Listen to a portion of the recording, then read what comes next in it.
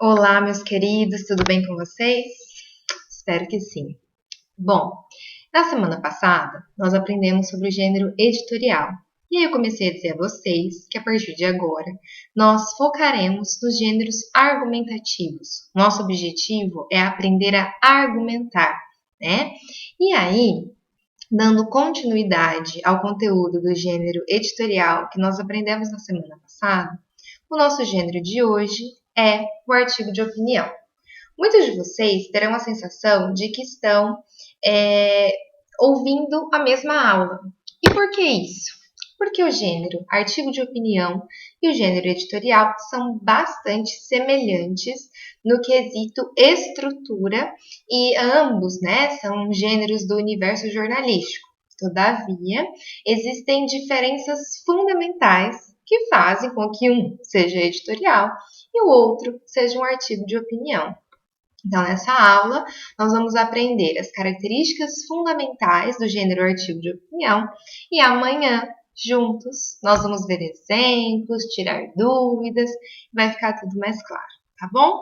Bom, vamos lá. O que é um artigo de opinião? Então, vamos lá, de modo geral, primeiro, revisar o editorial da semana passada para fazer a comparação com o artigo de opinião. Bom, eu falei para vocês que o editorial é um gênero do universo jornalístico, ou seja, publicado em jornais, revistas. O artigo de opinião também, tá? E também faz parte do universo jornalístico. Só que enquanto lá no editorial eu tenho um texto escrito pelos editores do jornal, na primeira pessoa do plural, que reflete a opinião de um grupo, no artigo de opinião nós temos um texto argumentativo, opinativo, que defende uma opinião individual. Essa é a principal diferença. Enquanto no editorial nós temos uma voz coletiva, no artigo de opinião nós temos uma voz individual, tudo bem? Então, olha a definição que eu coloquei aqui para vocês. O artigo de opinião é um gênero predominantemente argumentativo, ou seja, tem que haver a defesa de uma ideia e a defesa consistente de uma ideia, cuja função é apresentar o posicionamento de um sujeito diante de determinado tema, tudo bem? Então, é um texto de opinião. É um texto em que uma pessoa decide escrever para defender o posicionamento, a opinião dela em relação a determinado assunto. Que tipo de assunto é esse? Nós vamos ver daqui a pouco, mas só para adiantar, são assuntos que também estejam em evidência na atualidade. Tudo bem? Bom, pessoal, o autor então deverá apresentar o seu ponto de vista, mas como nós já falamos na semana passada, não existe defesa de ponto de vista que não esteja associada à fundamentação, a embasamento. Então, de nada adianta você querer defender uma opinião se você não tiver argumentos, se você não tiver consistência, se você não tiver conteúdo para fazer isso. Tudo bem? Por isso que agora, para produzir os gêneros argumentativos, eu vou cada vez mais sugerir que vocês façam pesquisas, leiam textos anteriores, justamente para que vocês comecem a construir aquilo, que lá na dissertação nós chamaremos de repertório, ok? Então, nesse tipo de texto, o autor deverá apresentar o seu ponto de vista e sustentá-lo com argumentos, utilizando informações concretas, dados estatísticos, depoimentos, citações, exemplos, fatos históricos, entre outros, que podem ser notícias, filosofia, sociologia, um livro, um filme, uma série, tudo bem? Desde que aquele conteúdo, seja ele qual for, tenha, a força de defender uma ideia. E aí, pessoal, talvez surjam aí na cabeça de vocês algumas dúvidas. Isabela, é melhor citar um dado estatístico? É melhor citar um exemplo? É melhor citar um fato? O que é melhor citar, para comprovar o meu argumento? Gente, não tem uma regra do que é mais importante ou do que é mais valioso. É claro que tudo depende do tema que estamos defendendo. Se eu estou escrevendo um tema sobre saúde, é interessante que eu cite um médico, um pesquisador. Se eu estou defendendo sobre a importância da leitura, é importante que eu traga um professor, um educador, ou cite um livro, tudo bem? Então, sempre vocês vão ter que ter bom senso, né, de entender sobre quais temas estão desenvolvendo e quem são as autoridades, quem são as referências naquele assunto, porque isso, querendo ou não, dá mais força para o texto de vocês. Tudo bem? Bom, pessoal, conforme eu já disse a vocês, trata-se de um gênero do universo jornalístico que é veiculado, desculpa, estou vinculado, é veiculado, ou seja, ele circula em jornais, revistas, sites, blogs jornalísticos, entre outros. O artigo de opinião deve ter também natureza informativa e não apenas argumentativa. Isso é muito importante, pessoal. Por quê? Porque está relacionado ao assunto que é escrito. Então, por exemplo, vamos supor que o artigo de opinião seja divulgado, sei lá, na Folha de São Paulo. Ele é divulgado e faz referência às matérias do dia ou da semana, das coisas que estão acontecendo. Então, coronavírus, o Big Brother, a troca de ministro da Saúde, a comparação dos casos de corona no Brasil e em outros países. Então, as notícias que estão aparecendo são essas. Quem for escrever um artigo de opinião sobre isso vai ter que fazer uma contextualização na introdução, principalmente, sobre o que está acontecendo. Ele tem que informar o leitor. Não basta chegar apresentando a opinião sem contextualizar o que está acontecendo, por que, né, aquele artigo está sendo escrito. É claro que não diretamente. Estou escrevendo este artigo porque isso não acontece. Tudo bem? Mas falar que hoje no Brasil e no mundo estamos vivendo uma crise global em relação à saúde, tem que contextualizar, tem que informar a população. Mesmo que todos já saibam o que está acontecendo, o artigo tem essa função de, além de defender uma ideia, defender a ideia de modo que informe a população sobre um aspecto importante da atualidade. Combinado? A temática do artigo de opinião geralmente está relacionada a algum tema atual, em evidência no momento, foi o que eu acabei de dizer para vocês. Então, vamos pensar em 2019, janeiro de 2019, teve lá a tragédia de Brumadinho, em Minas Gerais. Não faz sentido eu escrever um artigo hoje sobre isso. Por quê? Não que não seja uma coisa importante e que tenha acontecido e que ainda precisa ser discutido e tudo mais, mas dentro do contexto, dentro do cenário atual, não faz sentido publicar um artigo de opinião no jornal de hoje sobre isso. Tudo bem? Entende? Quando a gente fala assunto importante, é naquele momento. Tudo bem? Naquele momento da história, naquele período. Bom, pessoal, uma outra característica importante do artigo de opinião é a persuasão. Já falamos disso no editorial. O que é a persuasão? É a tentativa de convencimento do leitor. Então, quando você escreve um artigo de opinião, você tem que ter a certeza de que você conseguiu convencer o seu leitor de que aquilo que você está dizendo é de fato verdade, ou tem de fato um sentido. Então, coloquei aqui para vocês uma característica também presente nesse tipo de texto é a persuasão, que consiste na tentativa do emissor, ou seja, quem escreveu o artigo, de convencer o leitor a adotar a opinião apresentada. Assim, é comum que haja apelo emotivo, humor, ironia. Em que sentido, pessoal? Uma crítica inteligente, um humor que faça o leitor pensar, uma ironia que seja provocativa, tudo bem? Porém, não se deve esquecer que uma boa argumentação não é construída com recursos de linguagem, e sim com conteúdo consistente. Então, poderíamos dizer que para que o artigo de opinião consiga convencer o leitor, ele deve ter um conteúdo consistente. Não basta ficar usando ironia, humor, recursos de linguagem se meu conteúdo não é fundamentado. Então, um bom artigo de opinião, ele vai mesclar um excelente conteúdo com recursos de linguagem inteligentes. Tudo bem? Isabela, mas eu não sei construir ironia num texto dissertativo.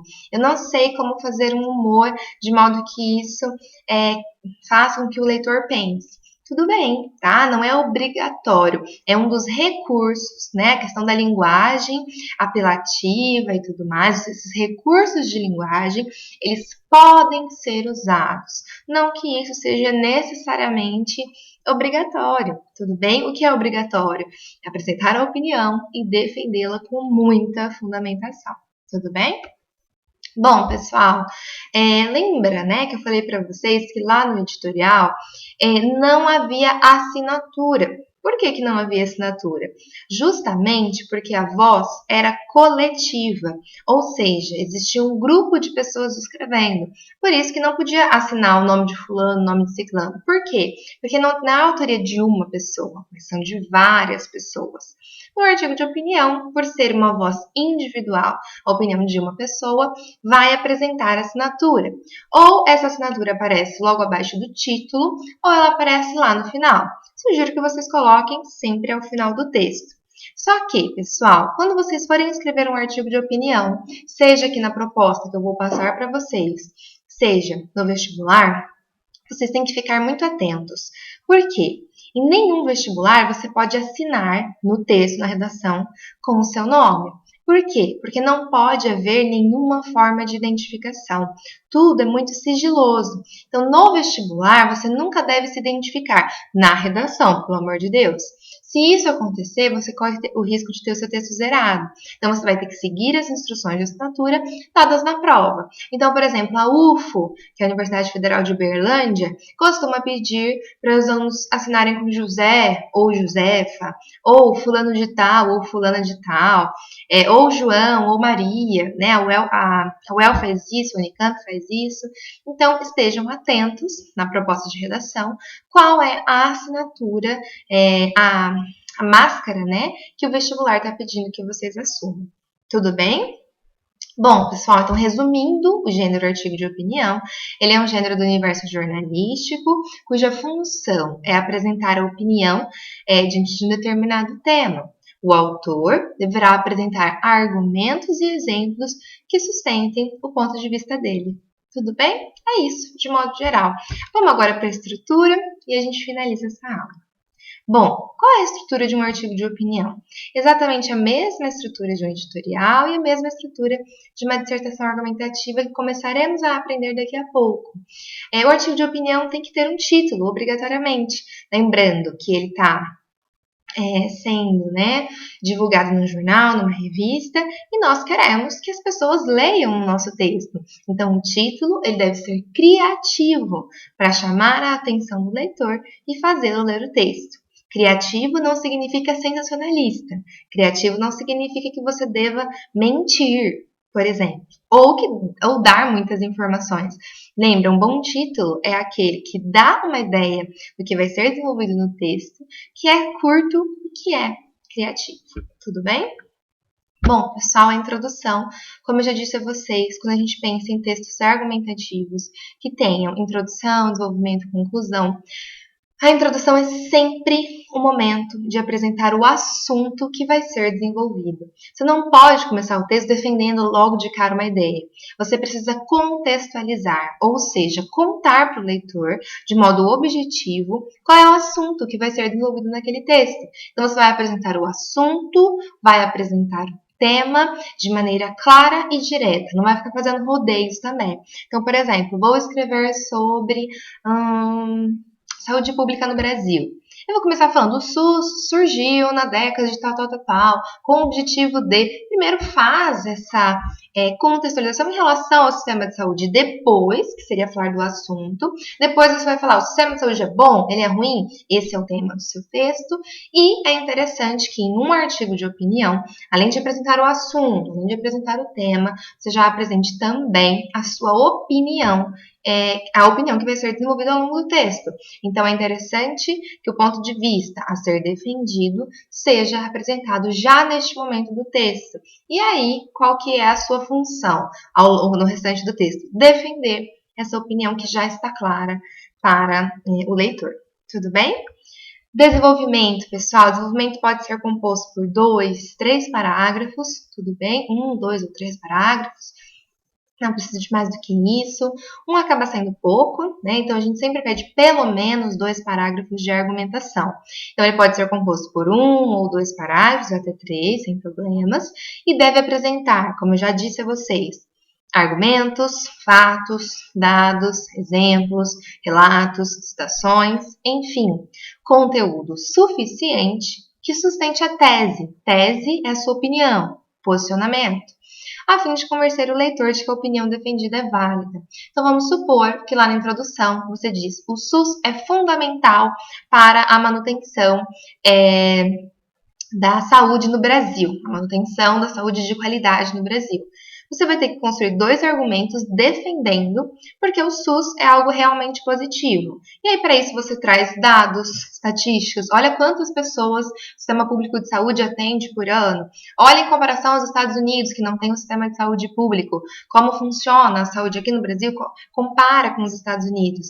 Ao fazer isso, você possivelmente, provavelmente, vai conseguir defender a sua opinião. Tudo bem?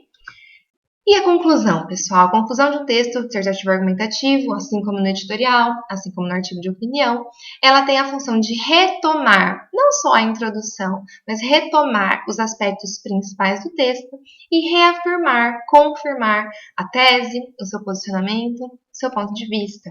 Tudo bem? Então é meio que dizer a mesma coisa com outras palavras. Combinado? Então, geralmente a conclusão retoma a introdução, os aspectos mais importantes do texto e confirma, reafirma o seu posicionamento. O que não pode existir na conclusão são ideias novas. Por que não pode existir ideia nova? Porque elas não foram desenvolvidas e elas nem serão desenvolvidas. Tudo bem? E isso acaba dando um problemão de estrutura e desenvolvimento no seu texto, tá? A linguagem, como eu já falei para vocês, ela é formal e deve obedecer às regras gramaticais, né? Mesmo que tenha lá um jogo de palavras, uns recursos de linguagem, você precisa ser formal. Geralmente é escrito em primeira pessoa, mas pode ser escrito em terceira pessoa. Pessoal, vamos combinar primeira pessoa do singular, tudo bem? Por quê? Porque é um artigo de opinião, você está expondo a sua opinião. Então vão aparecer expressões como eu acredito que, penso que, defendo que. Esse tipo de estrutura vai ter que aparecer justamente para que você entenda, para que o leitor entenda que aquilo é a defesa de uma opinião individual. Combinado? E, para encerrarmos, como eu já disse a vocês, a linguagem deve ser persuasiva justamente para compor a opinião e o convencimento. Persuasiva que tenha a intenção de convencer. E figuras de linguagem podem ser usadas desde que o objetivo do texto, a defesa da tese, não seja comprometido. Então, posso usar metáforas, posso usar ironia, humor, o que for, desde que o conteúdo, o bom conteúdo prevaleça. Tudo bem, pessoal? Então, de modo geral, é isso. É um tipo de texto que tem o objetivo de defender uma ideia, defender uma opinião, com base, em um conteúdo sólido. E, de modo geral, é isso mesmo. Amanhã leremos um exemplo e aí nós tiramos as dúvidas. Combinado? Fiquem bem, até mais, um abraço.